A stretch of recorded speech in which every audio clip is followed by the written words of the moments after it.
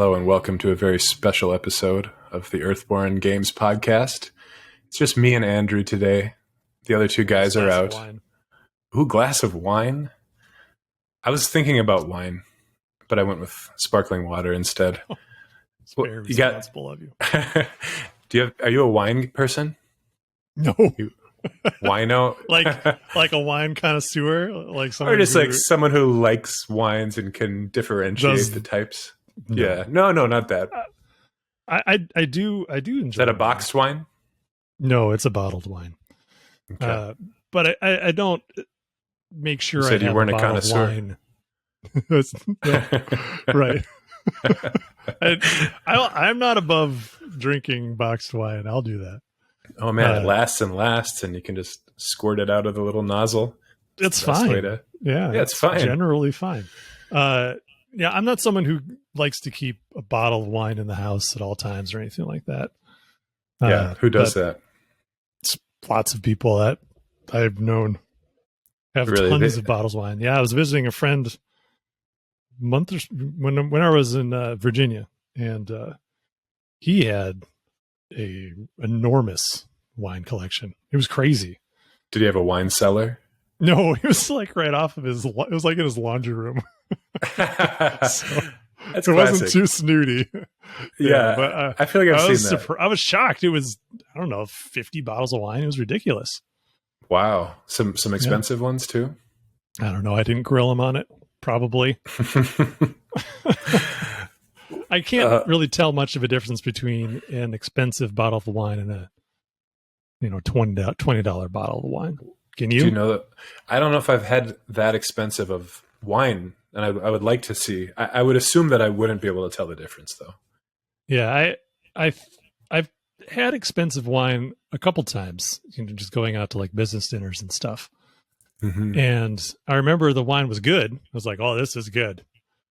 But if you would put the $20 wine and $150 bottle of wine, $300 bottle of wine in front of me, and just blind taste test, I don't know if I'd be able to tell the difference. Because that's all. The whole experience was wrapped into that as well. Right. So you're having a good time. It reminds me of that little factoid that if you make a certain amount of money, if you make under a certain amount of money, let's say $20,000 a year, your level of happiness is much, much lower than if you made $50,000 a year, let's say. There's a noticeable difference. But between 50,000 and 500,000, there's not much of a difference in happiness, reported in the test. So I would assume that it's similar. A $500 bottle of wine is not going to taste that much different than a $10 bottle of wine. But when I drink a $4 bottle of wine, I can tell that's not very good, but I will drink it. I will drink it all. You can definitely tell the next day. I think that's right. That's when you really know the quality of the wine that you were drinking the night before. So it's just you pay for less hangover. Absolutely. When I was in college, I remember we had a bottle of this. It was me and one friend got a bottle. It was like a jug. Yeah, Carlo wine. Rossi. That's the one.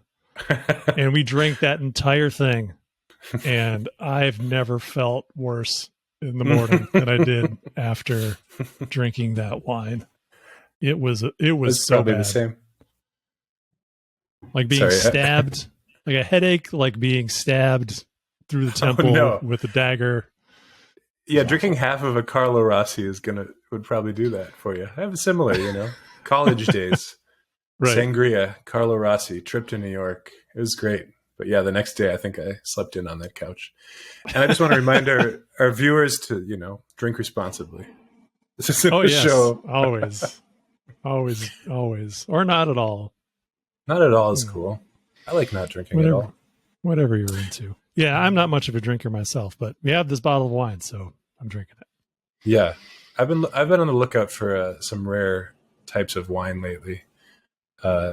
Like natural sparkling wines. Have you tried those? Do you know what I'm talking about? Oh, sure. Yeah. Pet Nat, I think. Pay Nat? I don't know how they would say it. It's one of those things where I've read about it and I don't know how to pronounce it. And I'm kind of, a typical guy. and I don't want to ask the person about it. So I've been to about 5 wine shops, just scouring the store for it, but not asking anybody if they actually sell that type of wine, because I don't know how to say it. Just because you don't want to butcher the name? Yeah, because I know it's a French word, 2 French words shortened. So I don't think it would just be Pet Nat. That's how it's spelled. Well, we live in a town where one of the towns is New Prague. Right. Yeah, New Prague. It's not like we really we don't emphasize proper pronunciation. Right, New Prague, Minnesota. Yeah. Can you imagine if it was called New Prague? Anyway, enough. Certainly would sound better. It would. New Prague. It's how people give us shit about saying bag, right? Right. Which I still can't figure out how to say it right. But even when I think I'm saying it correctly, people will make fun of me. People from other parts of the country. Bag. Bog. Anyway, thanks for joining us on the podcast, Andrew. Glad you could make it. Glad you could make it. Glad someone showed up. Yeah. Did you? So we talked. So Fisher's. He's fired. He's in Tanzania, and he's about climbing to get that on mountain. Yeah. When this releases, he'll be on that mountain, which is pretty exciting. So everyone keep Fisher in your prayers. Yeah. Well, I told him to be careful, and he said, "Don't worry. It's not like there's a bunch of cliffs. It's more like a really big hill." Is that right? I'm just saying what he said. Mount Kilimanjaro, kind of synonymous with a huge mountain, right? Yeah. Hugest mountain in the world. Second biggest? Is it? Or is it just famous for... I don't know. It's pretty big. I don't know where it ranks. Okay. I just assume it's the most... It's up there in famous. It's like one or two. Pantheon of famous, not counting the one mountains. that's in the ocean. I think there's some in the ocean that are even that bigger. are taller. Yeah, not Everest would be the highest, right? It's not one of those mountains where you're walking by dead bodies. Not usually, I don't think. But I don't know much about it at all. Clearly, okay. But anyway, so he said that it's not a very treacherous hike. It's just a nice, very long incline. All tiring, the time. probably. So like 5 days. Yeah, we're doing it in 5 days. It's crazy. Oh, that sounds really fun. Camping and stuff. Yeah. That's great. I'm jealous. So he'll wish him luck. We'll do a episode next week to make up for the short one this week. Yes. And he'll be back and be able to tell us all about his amazing trip up Mount Kilimanjaro and back down again. Up the big hill. Yeah. That's right. And maybe, just maybe, we'll have Evan. Hopefully. Yeah. I feel pretty good that we'll have Evan back. Full roster next time. Yeah. But today, let's just... Andrew, why don't you just bless us with a little bit of Earthborne tasty bits? Yeah. We got your Earthborne tasty bits right here. What have you been doing? I've been working a lot. You were telling me that you are the most exhausted that you've maybe felt in a long time. I am. Yeah. So we're in the process. So I sent out in the last Kickstarter update, I mentioned that we were coming down to it and we're almost done. So that's where we are. We're in the final weeks of getting everything done. So working on a bunch of writing. I've spent a lot of time this past week plus, in particular, in the campaign guide, because we have a little less than 2 weeks now to deliver the campaign guide, rulebook, and packaging to the partners for localization, for translation. So we have to be done. So it's the last call for everything. So everything that I've been thinking about, that I've put off to do something else in regards to the rulebook and the campaign guide and then the packaging, are all things that I'm trying to cram into these last few weeks. So yeah, I got in a pretty good role last week, beginning of last week, and then through the week working on the campaign guide. Just going through making edits, formatting it. I'm doing the layout at the same time. So doing a lot of writing, formatting, editing. And I was feeling pretty good at the end of the week, so I just kept going. And I just kept going through the weekend. And I was feeling pretty good all through the weekend. Still going strong yesterday. I did some work on the back of the box for the core set. I've had an idea floating in my head for a while and started laying that out, or did a concept for the layout for that. And that's looking pretty cool. But then today, I got to today and I just woke up tired and not feeling super energized, and still did some work. I did one of the last call play tests today, trying out something that Fisher and I discovered last week with one of the finales, just trying to do some tweaks to it. But now I'm just ready for a day off. So I might take a day off tomorrow. Yeah. And recharge a little bit. At least half a day, you were saying. Yeah. Well, I don't know. I feel like I take lots of half days off. Okay. Because I don't ever take full days off. So I end up taking like all these little bits, and it's not as restorative as just taking a whole day and just forcing yourself to not look at anything. But it's challenging because we're in the final 2 weeks. So how do you do that? I don't know. Must be hard. I might just need to just push through. I think the only thing is I just need to pay attention to make sure I'm, the work's not suffering. But yeah, it's fun. Like, I think in the end it's fun though. Like I like having this looming deadline. It's exciting. I think it's pretty normal. Most creative people I know are similar, where you end up spending a lot of time at the end, just because you've spent a lot of time thinking leading up to the end, and you end up going through like a crunch, which I think on a small scale, crunching is inevitable and not a terrible thing, especially if you're like the creator. I think, like I said, I find it energizing.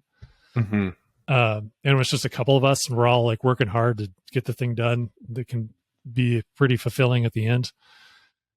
But I think where crunch, has a really negative connotation, especially in like big video game development, is when you're so far removed from creative decisions, and there's such a huge team where you don't really feel like you have a lot of agency, and then you're just going to a job and now you're being forced to work ridiculous hours and taking no time off. That stinks. That's unnecessary. So while we're crunching, it doesn't feel bad. I think it feels good. And it's a small, I'm excited. Smaller scale, smaller team. I know I always, when I get to that point, I feel like, where was all this energy when I actually had time, Yeah, I know. Well, it definitely comes in bursts. I think it's really, really difficult to maintain that's the same level of like creative energy for months and months and months at a time. It definitely ebbs and flows, and you got to be cool with that. I think the key is like what I do is, just try to chip away. If I'm not really feeling it one day, just do a little, just get something done, or try to compartmentalize and be like, I'm not feeling super creative today. I'll just work on this less creative aspect of the project for a little while, do some busy work. That's a good way to go about it. I think I tend to just say, well, I guess it's not a creative day, not inspired. But I know that's a common advice, is to just go, just treat it like a job, see what happens. You'll surprise yourself. Yeah, totally. I'm sorry, go ahead. No, you go ahead. I was going to transition to the next bullet point. I was going to say, the one cool talking about ebbs and flows and peaks and valleys. It's tomorrow. we're recording July 26th, so July 27th is the anniversary of the Kickstarter launch. 1 year? 1 year. Wow. Since Feels we launched longer. that Kickstarter, it's crazy to me to think that a year has passed. Is that right? Yeah. I mean, I've been an outsider for half that time, so to me it feels like it was longer ago. But you guys have done a lot in that year. Yeah. So I'm surprised that it's that short. Yeah. Well, that's good. Yeah.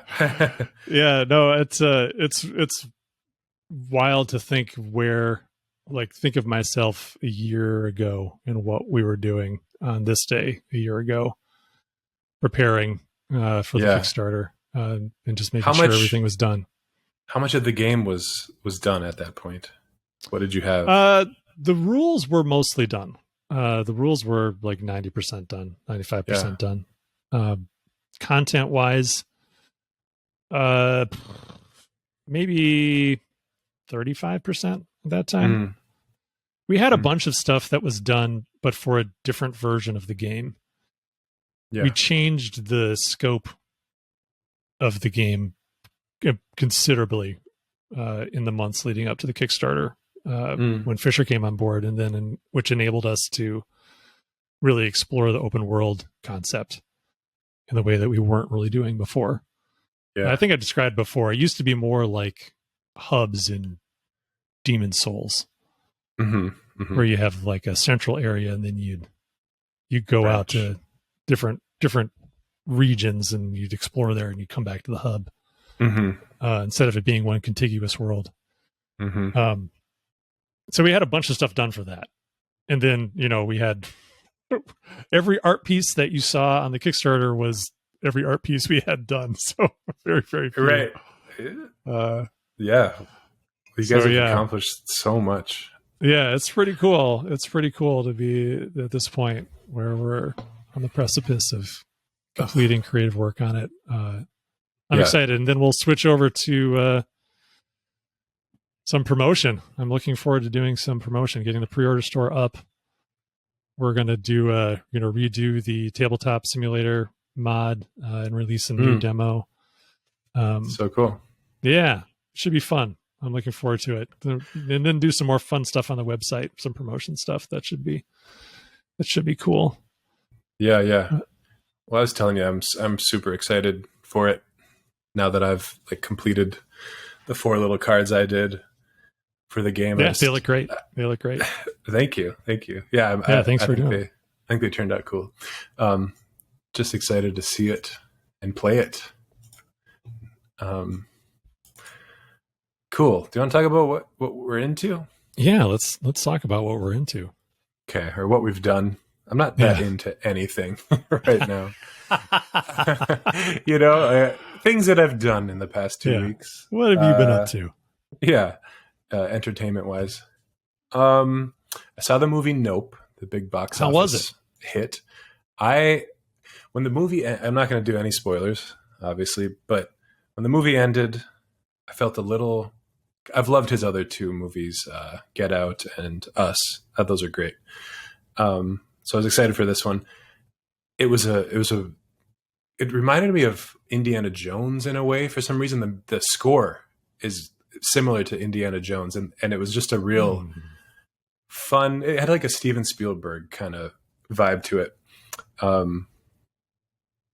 At the end, I felt like it was a little shallow for some reason, but the more I sat with it today, the more I think about it, the more I'm thinking about the characters and stuff. And it was some aspects of it were subtle, and they're starting to sink in, and I loved it. I would love to see it again.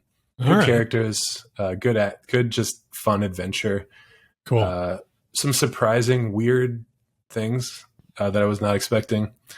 I definitely recommend it on the big screen because there's these huge, I don't know if they call them panorama, because it felt more tall than wide, shots of this California desert where this ranch is, where the movie takes place. Beautiful looking movie. Cool. I would recommend it. And I'm super interested in it. I liked the trailers, and I saw a recent one where after I saw it, I was like, I wish I hadn't watched that trailer. Oh, did it kind of give too much away? don't know. I'm hopeful that it's trying to obfuscate and misdirect so that even things I think I understand, I don't actually understand. Yeah. Yes. I don't think I'd love for you to tell me what it is you think. Well, I definitely want to see it. So okay. I will check it out. That sounds great. Awesome. I'm glad it's good. It is good. I would give it, as a movie review now, out of 10 points, I would give it 6.5. 6.5 out of 10? That's good for you? It's hard. 7. Like the IGN scale, anything 7 and below is crap. I change it to 7. It's 7. It's very good. It's very good, right. But it's missing some kind of depth for me. Some deeper meaning. I couldn't parse it out myself, but maybe it's there. Okay. Anyway, I finished this show, The Bear, which a lot of people were talking about. Have you heard of it? Watched it? No. What is it? It's a show on Hulu. It's kind of like a gritty, realistic show about a failing restaurant that gets taken over by this world-renowned chef that used to be his brothers who committed suicide. And I don't know. It's like it's like a behind the scenes in a kitchen with a lot of drama surrounding its show. Okay. A lot of people, but fiction though, not a reality show. Yeah, fiction. It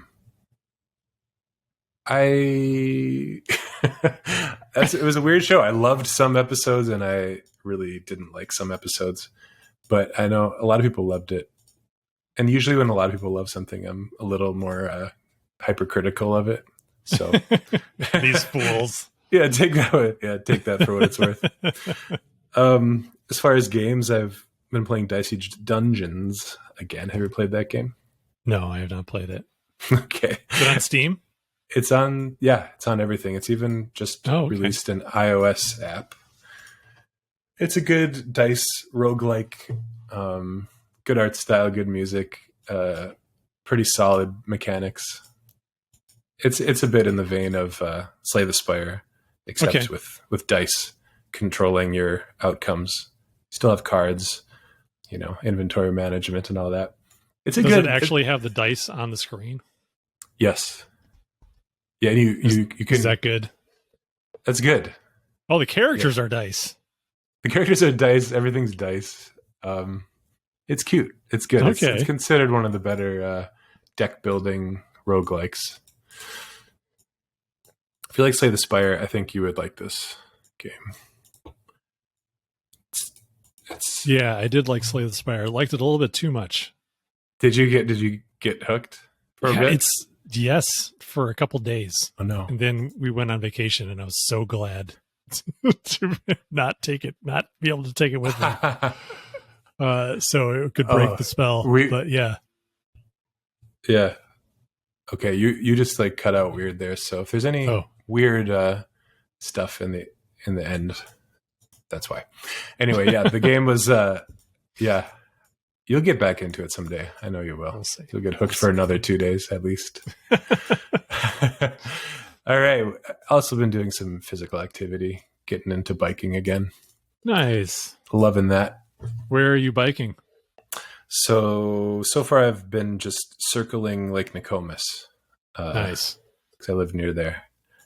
But I'd love to do the entire grand rounds before the summer's end, which is biking all the lakes and some other trails. Are you a biker? No, not much, but I do enjoy it when I'm out on the bike. I like it. I have a very heavy, casual bike. It's a very kind of like ride upright and sip a lemonade style bike. Yeah, you got to keep your backs up. Yeah, at our age, I'll just lump myself into whatever age you are. I probably have a few years on you. I imagine. Yeah, just a few. You want to tell us about your interests, your hobbies? Sure. Of the last 2 weeks. I've not played any video games in maybe 3 weeks. And it's been a long time. I'm just not really feeling anything. Let me ask you this. I've wondered this. Has that been a part of your life? The video games? Yeah. Oh, yeah. Since you were younger? Absolutely. Yeah, 100%. I've Was that kind of like you, I've gone through phases where I was into games more or less. What was the first one you got? The first one I think I have memory of is Centipede. In the arcade. What was that on? On arcade. Okay. On an arcade cabinet at the bowling alley. Cool. Where my mom would bowl on, like, she did a bowling league, and then she'd take me. Same thing with my dad. Sometimes I go with him. His bowling alley was cooler. I get to stay out late at night if I went with him. But they all had Centipede. So it was like Centipede, Defender, I think was one. Asteroids. Yeah. All those were ones that I really got into. Do those all use the little, like, knobby thing? The trackpad or the trackball? Yeah. Yeah. I was also thinking of the one that's more of a little knob. Oh, the dial? Yeah. Yeah, no, I was never any good at any games that had the dial. That would be like Arkanoid. Was it called Arkanoid? Arkanoid? Yeah. Breakout? Yeah. The Breakout, yep. So yeah, those are probably my first video games. And then I remember playing a home system for the first time, going over to a friend of my mom's. She had a daughter who was maybe like 3 years older than me, and I was like 7 or 8. So I was in love with this girl. She was so cool. She had these. Her dad was a Vietnam vet, and she would wear his army jacket. Yeah. And she had Dungeons and Dragons books. So it was like some of my first exposure to Dungeons and Dragons. So I would check those out when I was over at her place. And I played her Atari. And I really remember playing Adventure. Do you remember that game, Adventure? Yeah, it rings a bell. I've probably You're played a cube. It, You're like a little cube adventure man. And you have a sword, which is a line. Yeah. And you go through these, you just move around this mazes, grid, effectively. Okay. And you have to look out for a dragon, which I always thought looked like a duck. I always thought it was a duck. But I found out it was a dragon. But it looks like a giant duck, and it can eat you. You end up as a little square inside of its belly. It's very primitive. Adventure. That is probably the first home video game I remember playing. Is it called Venture or Adventure? Adventure, with an exclamation point at the end. Okay. There is one called Venture as well, but Adventure. There we go. Yeah, there's the dragon, and yeah. I love like the stark difference from the graphics to the badass box art. Exactly. You really have to use your imagination. It worked though. I think I would, I would use my imagination. I loved it. Yeah, I thought it was super cool when I was a kid.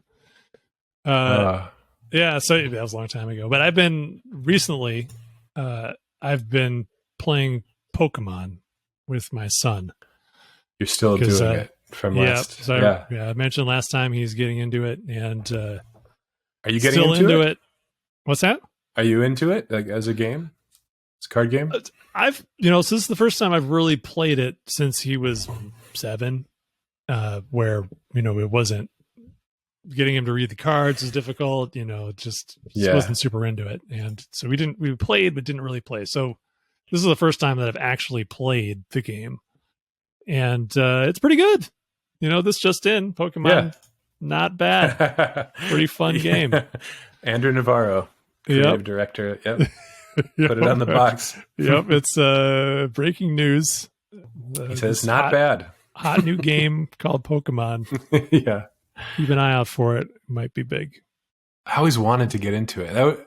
I think you don't. I think kids were. I mean, when I was young, I don't now. Oh, okay. When I was a kid, though, I wanted to play. Other kids are playing it. I can't believe that was when did that come out? I must not have been a kid at that point. It's 20, 25 years old, I think. Okay. Yeah. Yeah, it's pretty old. I guess. Yeah. probably in middle 20. school.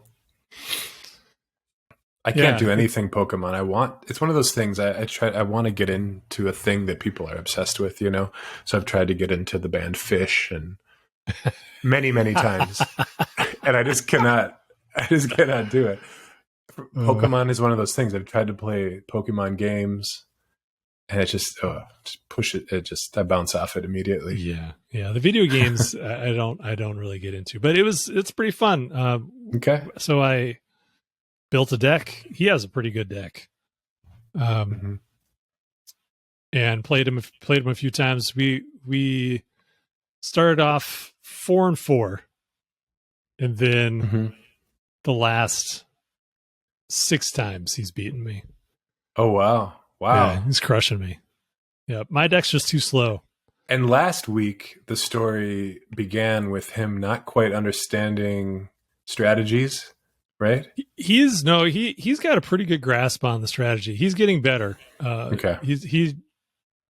He has made some mistakes that have opened him up to lose, but my deck isn't good enough to take advantage. Like I would murder you right now if I just had that. Or just in hindsight. Yeah. But he gets excited about doing anything, and he could do something simpler just to win, but he wants to do something elaborate and cool to win. You know, kids. Yeah. Kids having fun. How dare they? Could learn a lot. But he's been playing in tournaments at the local store. So we've played in 3 more tournaments since the last Really? episode. That's awesome. Yeah. So I'm just hanging out at the store, working on my laptop while Which place? It's called Game Related.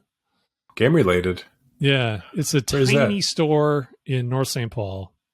Right off of Century. So if you go down 36, this was for everyone. If you're ever in Minneapolis, you go down 36 East, and then you go north on Century, and it's a couple blocks up.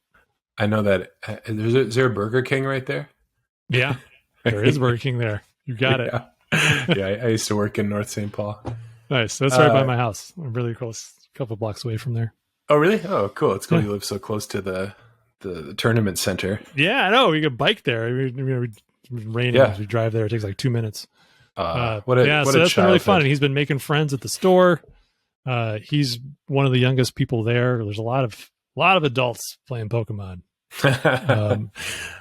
Yeah, a lot of adults playing Pokemon, which I think would be super dangerous. Oh yeah, totally. Yeah, I think if you play a Pokemon, you got to be cool with playing a little kid once in a while. But they've been super nice. The store has been awesome. They've been super welcoming. The community's been super welcoming. Everyone he's met there has been super cool to him. It's been really great.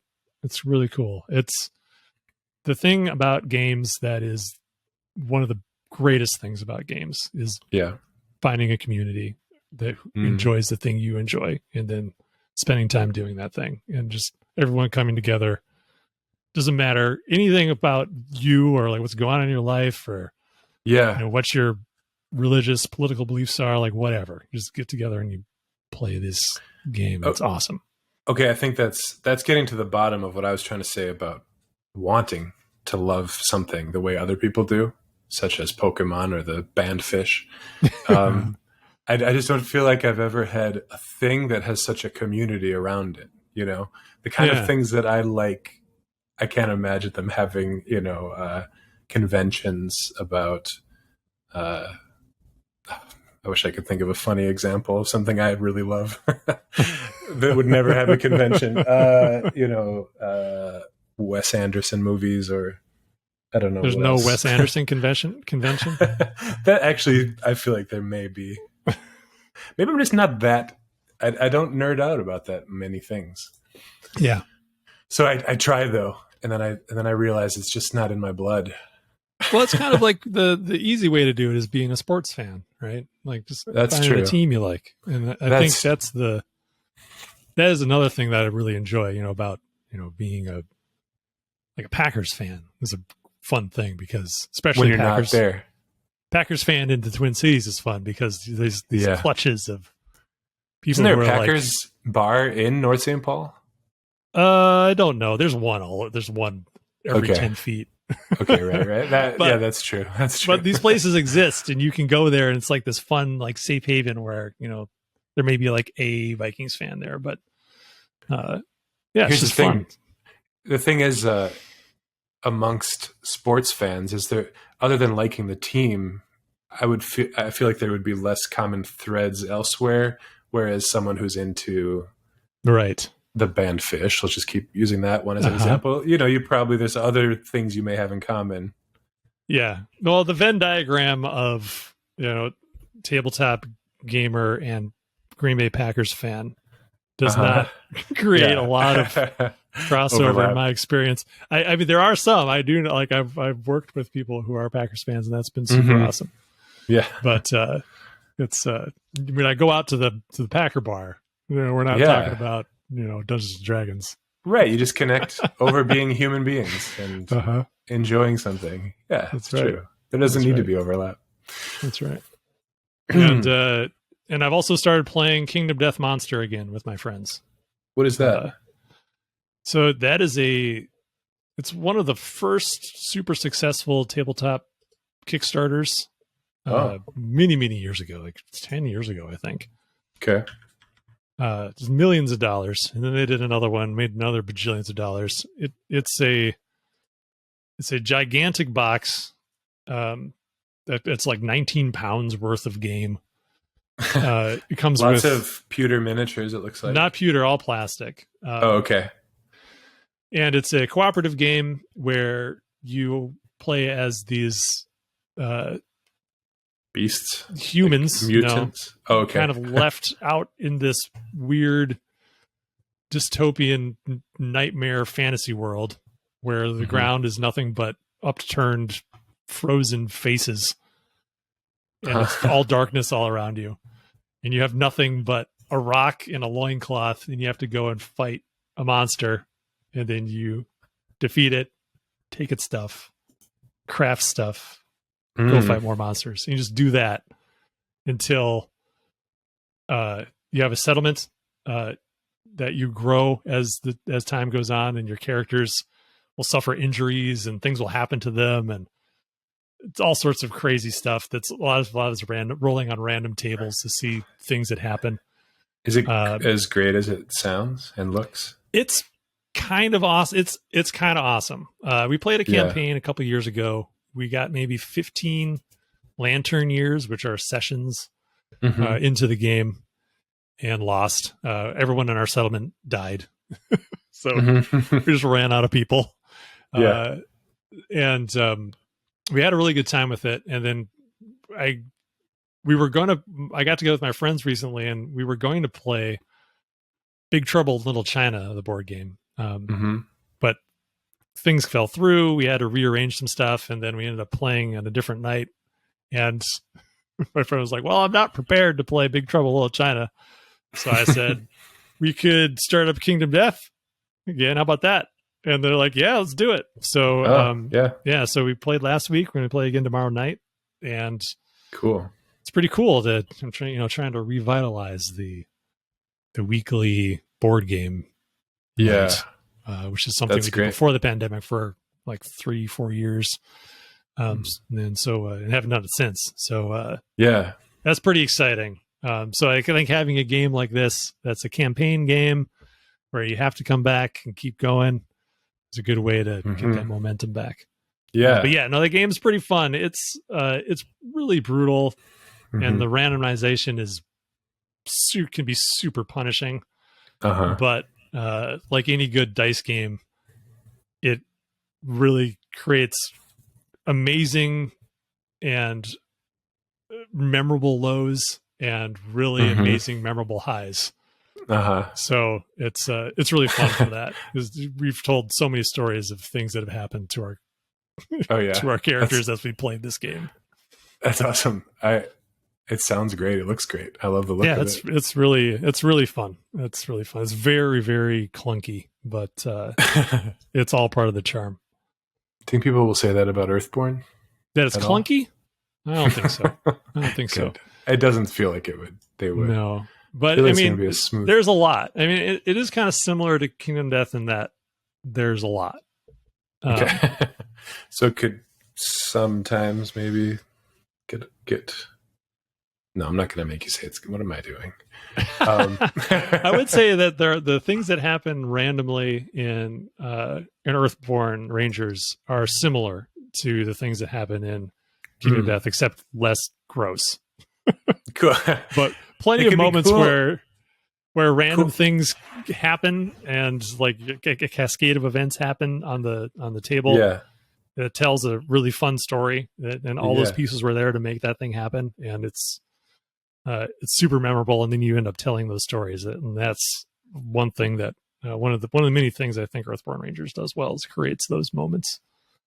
I can see. I've not played either game, but it feels like these would be good, like as curated games to play, as a cool little dichotomy. Oh yeah, totally. Yeah, I definitely was inspired by Kingdom Death for. We worked on a game right before I left FFG that released after I left after quite a while. The new edition of Descent, which is like a dungeon crawling board game, and that has like item crafting and like resources and stuff in it, and that was definitely taken from Kingdom Death, or Kingdom Death Monster more specifically, but which I think probably was inspired by Monster Hunter. I don't know if you've ever played Monster Hunter. Yeah, I have. It's effectively Monster Hunter. You hunt monsters, you take their stuff, you make more stuff, then you hunt more monsters. That's okay. Yeah, that's a reliable game loop. I think it's a good one. Yeah, and that's it. Cool. Well, that's it.